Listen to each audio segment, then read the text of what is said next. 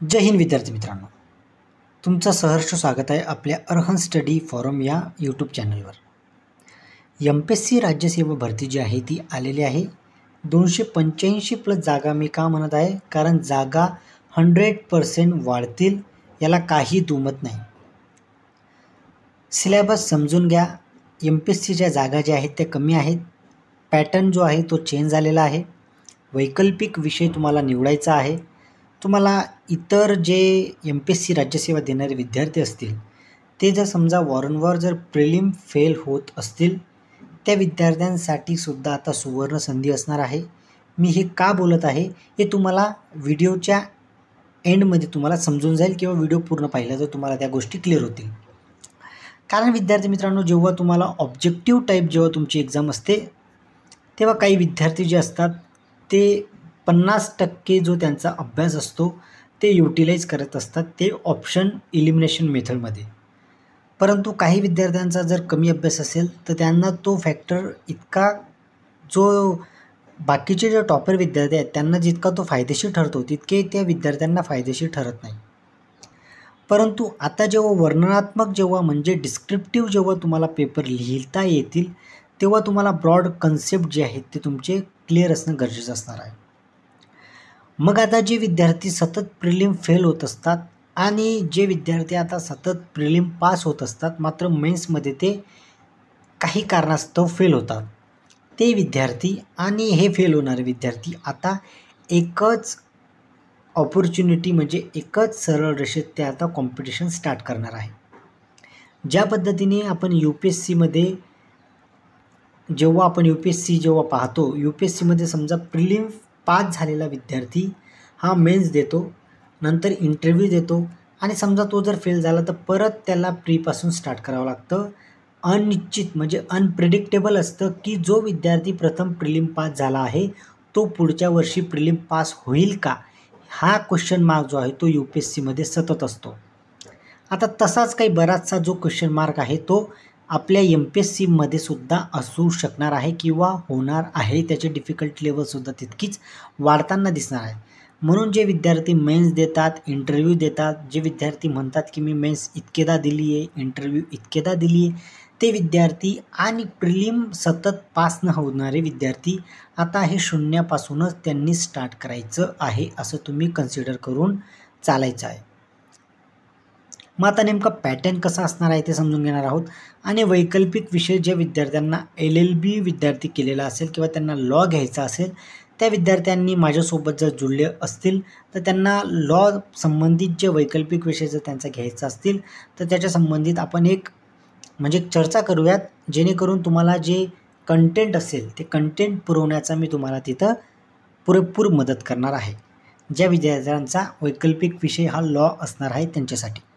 मग आता तुम्ही वैकल्पिक विषय जो आहे तो थोडा विचार करून घ्यायचा आहे, कारण फॉर्म भरताना भरपूर विद्यार्थी जे आहेत ते, माझा मित्र एखादा विषय जर घेत असेल किंवा माझा मित्र जर इतिहास घेत असेल किंवा हिस्ट्री घेत असेल किंवा जॉग्राफी घेत असेल किंवा इकॉनॉमिक्स घेत असेल तर मी सुद्धा तोच विषय घ्यायचा का, अशा गोष्टींपासून तुम्ही लांब राहायचं आहे. कारण आता मॅटर करणार आहे तुमचं सिलेक्शन जे आहे ते मेन्स जे आहे ते तुम्ही कशा पद्धतीने पेपर लिहितात, आणि त्याचं वेटेज जे आहे ते वैकल्पिक विषय किंवा जो तुमचा ऑप्शनल सब्जेक्ट आहे त्याला त्यांचं वेटेज जे आहे ते जास्त असणार आहे ॲज कम्पेअर टू इतर तुमचे जे GS पेपर होतील त्याच्यामार्फत. आता आपण प्रथम पॅटर्न पाहूयात. आणि जागा तर तुम्हाला मी अगोदर सांगितलंच आहे. फॉर्म भरण्याची तारीख जी आहे ती तुमची 17 एप्रिल 2025 जी आहे ती शेवटची तारीख आहे. आता आपण हे बघा विद्यार्थी मित्रांनो, तुमच्यासमोर जे आहे ते संपूर्ण गोष्टी ज्या आहेत त्या क्लिअर मी करतो. आता तुम्ही जेव्हा प्री द्याल, प्री आणि CSAT तुमचा असणार आहे. प्री 100 मार्क म्हणजे 100 क्वेश्चन 200 मार्काची होणार. CSAT तुमचा क्वालिफाय नेचर असेल, त्याच्यामध्ये तुम्हाला 33% मार्क्स असणं गरजेचं आहे. म्हणजे ऑलमोस्ट 67 मार्क्स जर तुम्हाला असतील CSATमध्ये तर तुमचे प्रीचे मार्क जे आहेत ते कन्सिडर होणार आहेत. मग आता प्रीचा जो रिझल्ट असेल तो दरवर्षी, आता तुम्ही कितीही कट ऑफ बघा, काही बघा, ज्या विद्यार्थ्यांना 110+ किंवा 100 कॅटेगरीमध्ये असतील तर 100 किंवा 100 किंवा 105 असाच कट ऑफ तुम्हाला दरवर्षी लागताना दिसेल आपल्या MPSCमध्ये. आता तुम्हाला एक गोष्ट सांगतो की जेव्हा तुमचे 2 पेपर होते, तुम्ही जेव्हा प्री क्रॅक केली लगेच तुम्ही मेन्सला क्वालिफाय होणार. मेन्सला क्वालिफाय झाले की मग तुमचे 2 पेपर जे आहेत ते ऑप्शनल होतील. तुमचे 2 पेपर जे आहेत ते लँग्वेजचे पेपर होतील. ते लँग्वेजचे पेपर फक्त तुमचे क्वालिफाय नेचरचे असतील.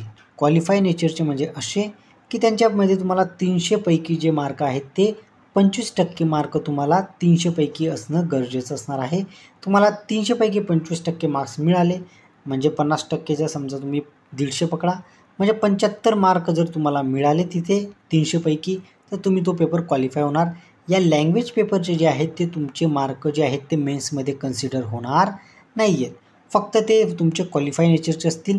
परंतु जर समजा तुम्ही ते जर क्वालिफाय नाही केले तर तुमचे जे मेन सब्जेक्ट आहेत ज्याच्याने तुमची ज्या मार्कांनी तुमची गुणवत्ता किंवा ज्या मार्काने तुमची रँक डिसाईड होईल त्या मार्क जे आहे ते तुमचे पुढे कन्सिडर होणार नाही जर तुम्ही या लँग्वेज पेपरमध्ये क्वालिफाय झाले नाही तर. याच्यामध्ये क्वालिफाय झाले तर हे मार्क जे आहेत ते तुमचे इम्पॉर्टंट असणार आहेत तुमचे रँक डिसाईड करण्यासाठी किंवा तुमचे गुणवत्तेसाठी किंवा तुमची जे तुम्हाला रँकनुसार जे तुम्हाला पोस्ट मिळेल ते मार्क इथं कन्सिडर होणार आहेत. हे फक्त तुमचे एसे असेल त्याच्यामध्ये किंवा निबंध असेल, मग सामान्य अध्ययन 1 असेल, सामान्य अध्ययन 2 असेल, सामान्य अध्ययन 3 असेल किंवा सामान्य अध्ययन 4 असेल. असे 4 पेपर असतील तुमचे. 4 पेपर जे आहेत प्रत्येकी तुमचे 250 मार्काचे असतील. वैकल्पिक विषय जे आहे किंवा तुमचा जो ऑप्शनल सब्जेक्ट आहे त्याचे 2 पेपर होतील. मग तुम्ही जो ऑप्शनल घ्याल, तुम्ही कोणी हिस्ट्री घ्याल, कोणी तुम्ही जॉग्राफी घ्याल, कोणी इकॉनॉमिक्स घ्याल, कोणी इंजिनिअरिंगचा घ्याल, तुमच्या पद्धतीने तुम्ही तो घेणार आहात. त्याचंसुद्धा वेटेज जे आहे ते तुमचं 500 मार्कांचं असणार आहे. मग आता हे संपूर्ण पेपर जे आहे ते तुम्हाला रिटन म्हणजे तुम्हाला रायटिंगमध्ये लिहावे लागतील किंवा डिस्क्रिप्टिव्ह फॉर्ममध्ये लिहावे लागतील. संपूर्ण इलॉबरेट तुम्हाला करावं लागेल. मग आता हे जे लँग्वेजचे पेपर जे आहेत ते फक्त क्वालिफाय नेचरचे असतील. याच्यात जर तुम्ही क्वालिफाय झाला नाहीत तर हे जे तुमचे पेपर असतील हे पेपर कन्सिडर होणार नाहीत. पुढच्या जे तुमचे मार्क कन्सिडर होतील किंवा मार्क तुमचे जे धरले जातील याच्यात क्वालिफाय नाही झालात लँग्वेजमध्ये तर हे तुमचं कन्सिडर होणार नाही. याच्यात क्वालिफाय होणं मस्ट असणार आहे.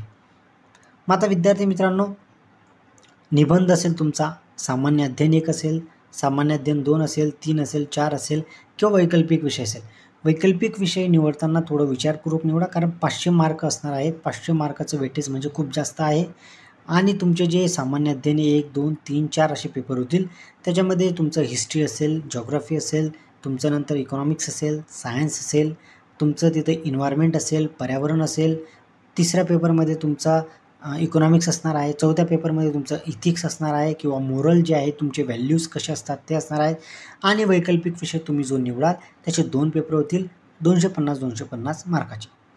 विद्यार्थी मित्रांनो, याचं जे पूर्ण वेटेज असणार आहे ते तुमचं 1750 असणार आहे आणि मुलाखत तुमची 275ची होणार आहे. संपूर्ण जे आहे ते UPSC सारखंच आहे. फक्त चेंजेस एवढा आहे की हे जे क्वालिफायचे जे मार्क आहे किंवा क्वालिफायचे जे लँग्वेजचे पेपर आहेत तिथं तुमचे 33% लागतात. इथं तुमचे 25% अर्हता लागणार आहे. हे मी थोडं बघून एकदा चेक करेल परत की UPSCमध्ये कधी लागतात. पण मला तरी आठवतं की 33% लागतं. जर तुम्हाला याबद्दल माहिती असेल तर तुम्ही कमेंट बॉक्समध्ये मला सांगा. तर मला तरी वाटतं की 33% लागतं आणि आता इथे 25%. बाकी काहीही चेंज तुमचं असणार नाही आहे. आता तुम्ही जर विचार करत असाल की सर मग आत्तापासून जर तयारी केली तर मग होऊन जाईल का? तर बघा विद्यार्थी मित्रांनो, ज्या विद्यार्थ्यांनी 2 ते 3 वर्ष दिले असतील MPSCला त्यांच्यासाठी ही सुवर्णसंधी असू शकते. कारण ते विद्यार्थी जे डिस्क्रिप्टिव्हमध्ये चांगले असतील, त्यांचा जो लिहिण्याचा जो त्यांचा सराव असेल तो चांगला असेल, ते विद्यार्थी इथं जे आहेत ते ब्रॉड कन्सेप्टने जे विद्यार्थी चालतील त्यांचं त्या लोकांचं जिथे सिलेक्शन होणार आहे या गोष्टीसुद्धा समजून घ्यायच्या आहेत. विद्यार्थी मित्रांनो, 385 जागा आहेत.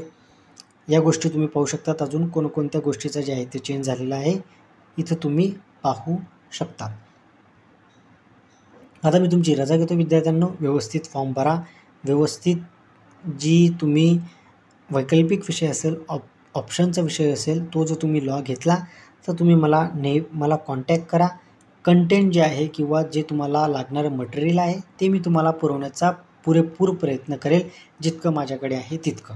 चला विद्यार्थ्यांनो, तुम्हाला मी आता तुमची मी रजा घेतो, कारण मी LLB केले आहे, नंतर LLMसुद्धा आहे. तर माझ्याकडे आहेच काही कंटेंट. तुम्हाला जर त्याचा काही उपयोग पडला तर तुम्ही नक्कीच त्याचा उपयोग करून तुमच्या चांगल्या भविष्यासाठी त्याचा उपयोग तुम्ही करू शकता. चला विद्यार्थ्यांनो, मी आता तुमची रजा घेतो. जय हिंद. फॉर्म व्यवस्थित भरा, त्याच्यात काही चुकी करू नका आणि व्यवस्थित अभ्यास करून जे पेपर आहेत, जो प्रिलिम पेपर आहे त्याला अगोदर फोकस करा. आज सामान्य अध्ययन असेल, निबंध असेल, या गोष्टीसुद्धा ब्रॉड कन्सेप्टनेच आता विचार करायची तुमची क्षमता जी आहे ती वाढली पाहिजे, किंवा क्रिटिकल थिंकिंग करूनच तुम्ही आता पुढे गेले पाहिजे.